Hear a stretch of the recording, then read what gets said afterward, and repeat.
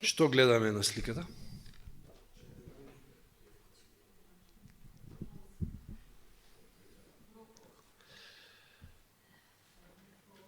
Мозок?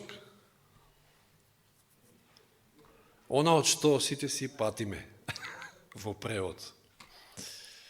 Мозокот што е? Орган, така?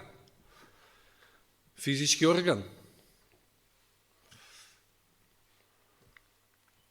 Меѓутоа, колку сме ние чудесно создадени. Како? Кој ќе го објасни тоа? Како може таму да ставите мисли, таму да ставите чувства, свест? Како? Физички орган. Со череп, нели, обкружен. Меѓутоа, тоа е командниот центар, од тука произлегува се, од мислите конкретно. Командниот центар. Командниот центар е највеќе на удар на ѓаволот. Чи, како велат многу цитати, сме читале дека борбата е за умот. Токму во тој преден, челен, резен, таму е главната борба. Јован 6:63. Духот е оној кој оживува, телото не помага ништо.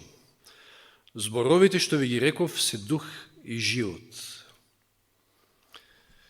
Словото што го читаме, во комбинација со Светиот Дух, дава живот.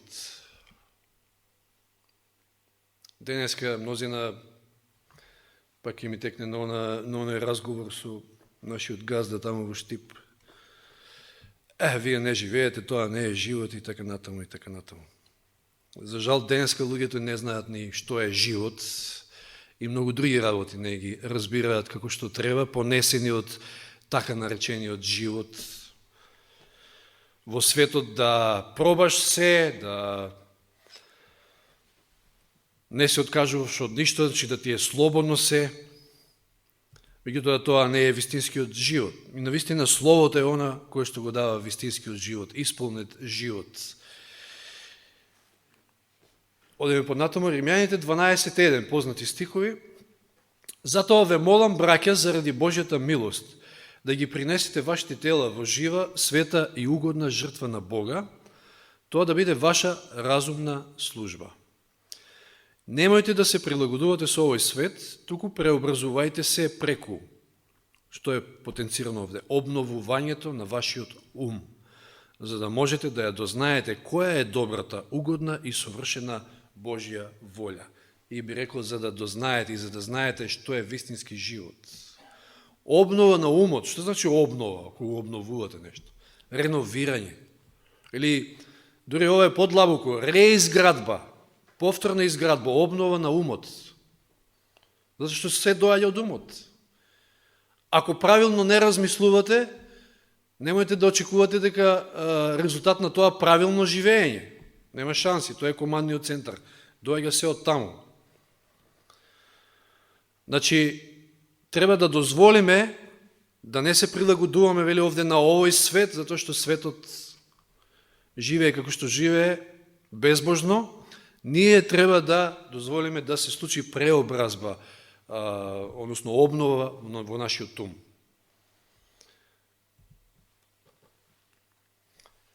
Многу јак стих, Псалм 139:14. Ти благодарам што сум создаден толку чудесно, што се твоите дела прекрасни. Мојата душа тоа добро го знае. Знаеме ли ние? Дали можеме да кажеме дека добро знаеме колку чудесно сме создадени? Може ли таков еден мозок, не знам, да настанал, ете така, случајно, само од себе? Мислам, научниците се обидуваат да објаснат, знаете, тоа има се случува некоја тамо трансакција на хемиски процеси во електрична енергија, не знам, импулси, ова, она, ама како тоа мислите? Од кај се мислите? Од кај се чувствата? Свеста? И тоа е мозокот само. Може да земете мислам, може да разговараме за било кој дел или орган од телото. Како совршено еден со друг функционираат. Може да земете и најобична бубачка некоја и да ја проучувате. на времето се сеќавам ја израснав всушност со емисијата Обстанок на времето. Се сеќавате во бивша Југославија наутро, на српски јазик беше, така научив меѓу другото и српски. Обстанок. Како што имате сега Animal Planet или не знам, тоа беше многу по-добро, значи се беше едукативно, буквално се. И се што можеше да се научи од таму и да се види, иако тогаш нели мал неупатен во сите овие работи, меѓутоа сега кој ќе ги наврата мислите и според сето она што денеска го знам, не може тоа туку така да настанува. Значи, едноставно Господ е чудесен, нас толку чудесно не создал и вечерва ќе видиме, ќе имаме прилика да видиме некои работи токму околу мозокот, како што кажав, мисли, чувства, свест, од каде тоа? Туку така. Нешто што го нема кај животните, кај другиот животински свет. Прво Солуњаните 5:23. А самиот Бог на мирот да ве освети наполно и вашиот дух и душата и телото да се запазат безпрекорно при доаѓањето на нашиот Господ Исус Христос. Стих кој што кажува дека ние сме комплексно битие.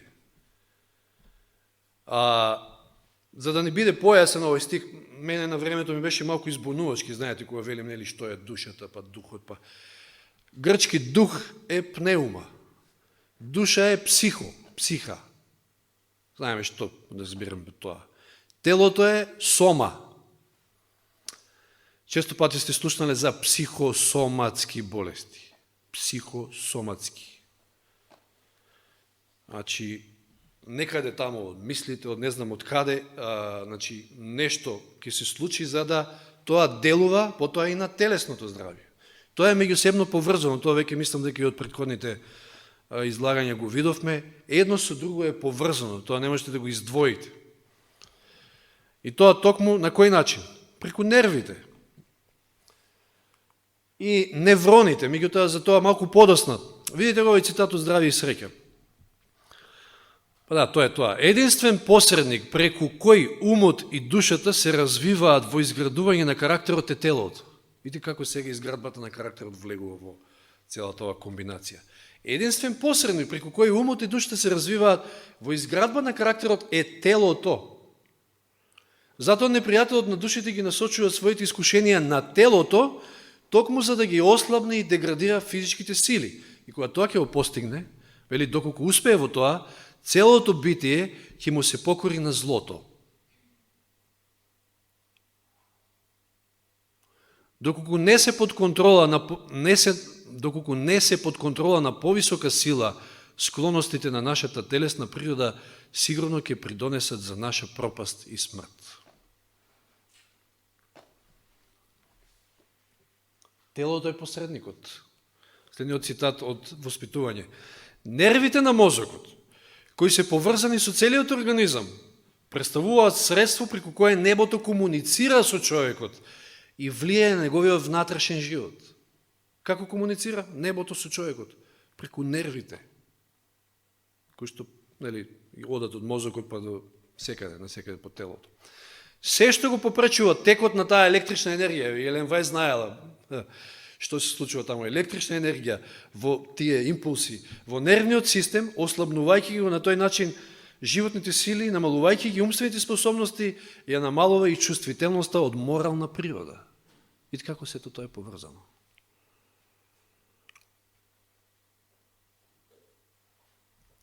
Значи, ако нешто е попречува таа електрична енергија да тече како што треба во нервниот систем, на тој начин се ослабуваат животните сили, се намалуваат умствените способности, меѓутоа тоа што е најбитно делува и на моралот, на моралната природа кај човекот. Сега ќе погледнеме колку сме чудесно создадени, неколку факти за мозокот. Ова ќе биде малку како во вид на квиз. Јас ќе барам од вас одговори, да видиме што може да одговорите. Колку тежи мозокот кај еден просечен човек? Што мислите?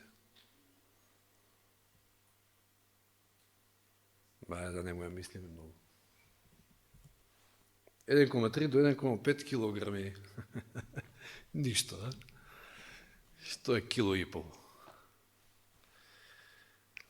Сега да не мисли некој ако има 2 кила мозок да ќе попаметен, мислам не е тоа. Просечно е тука некаде. Колку неврони, значи тоа се клетките во мозокот, неврони, знаеме, или неурони, како неврони се на македонски, има во мозокот на возрастен човек. Ова е со многу нули, пазите. Имате ли барем некоја замисла колку? Колкав е овој број? Видите, ова е просек сега, некој не седнал да ги брои, меѓутоа, ете, по некој начин тоа е, се зема некоја заокружена бројка. Колку е ова? 100 милиарди. Околу, да кажеме, 100 милиарди неврони. И не е само тоа чудното. Сега, колку синапси може да формира еден неврон? Знаете, оние врски меѓу една клетка со друга клетка. Една со друга клетка како комуницира, значи колку е тоа комплексно, што се случува во мозокот едноставно.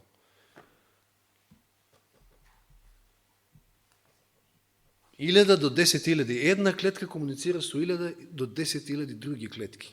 И тоа сева едноставно. Кој знае што се случува во една секунда во нашиот мозок. Еве како што гледаме овде. Или еве ги тие краеви на невроните. Некој француски научник ги нарекол бутон, личи како копче, краевите, и тоа се тие синапси, тие врски, како комуницираат, се поврзуваат неврон со неврон. Или еве, да речеме, значи има опашка, има многу краци, сето тоа што го гледате се комуникациите, меѓусебните комуникации со невроните. Тоа е страшно комплексна работа. Прочитате го ова. Структурата на мозокот е толку сложена, што само распоредот и комплексноста на звездите во универзумот може да се споредуваат со неа. Може да замислите милиарди звезди, како што кажавме, милиарди неврони. Таа комплексност, што се случува во мозокот, тоа е неверојатно. Колку сме чудесно создадени. Дури еве еден податок, тоа тука не го внесов, меѓутоа ако ми текне како беше, значи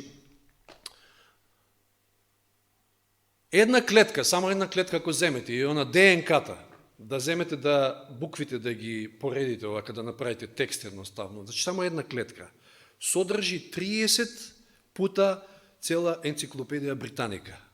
30 пати пута, значи знаете каква е и што е енциклопедија Британика. Најголемата, најпозната енциклопедија.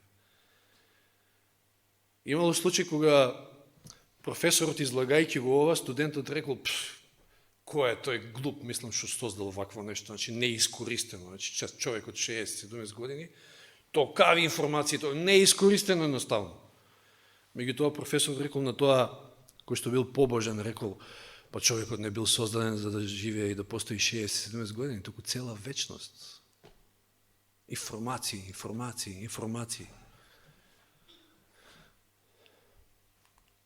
Друго прашање, колку километри на крвни садови има во мозокот? Километри. Кажете некоја бројка. 40.000?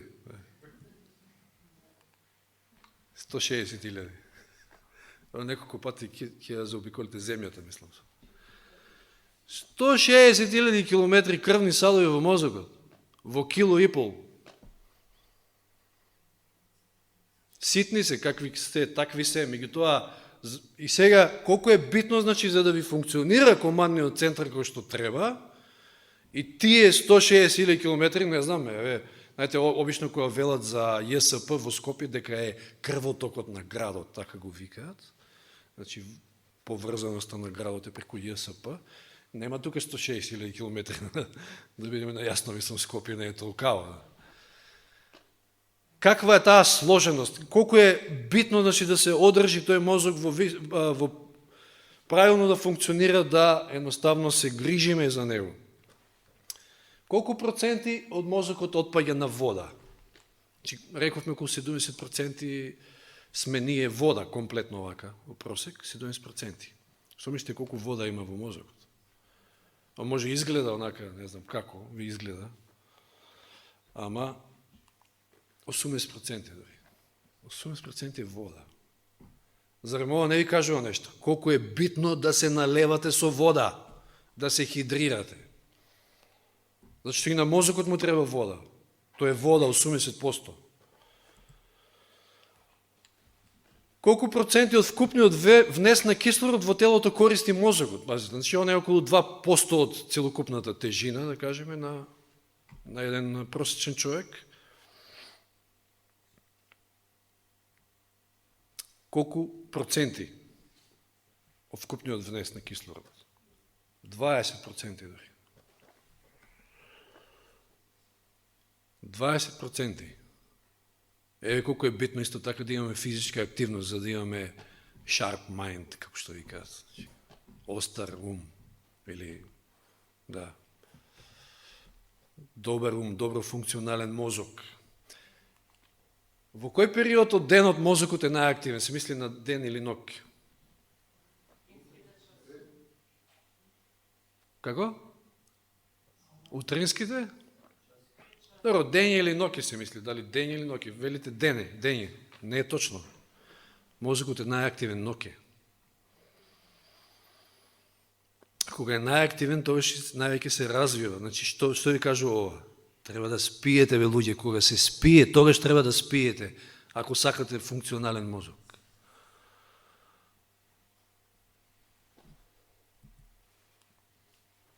Да.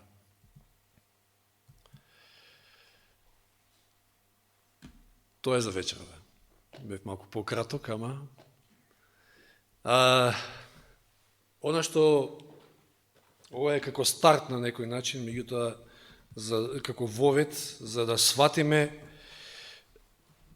колку е битен тој орган.